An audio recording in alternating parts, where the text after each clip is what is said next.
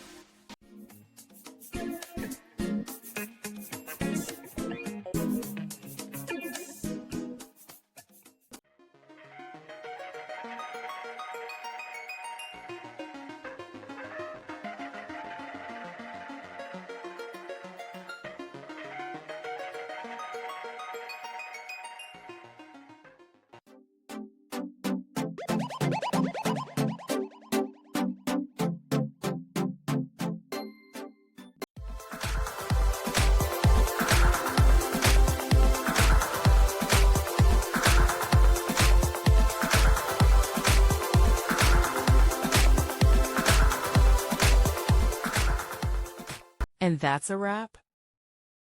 I hope you found the answer you were looking for. If you did, take a second to hit that subscribe button. It really helps out. And let me know in the comments which solution worked best for you. See you next time in the debug zone.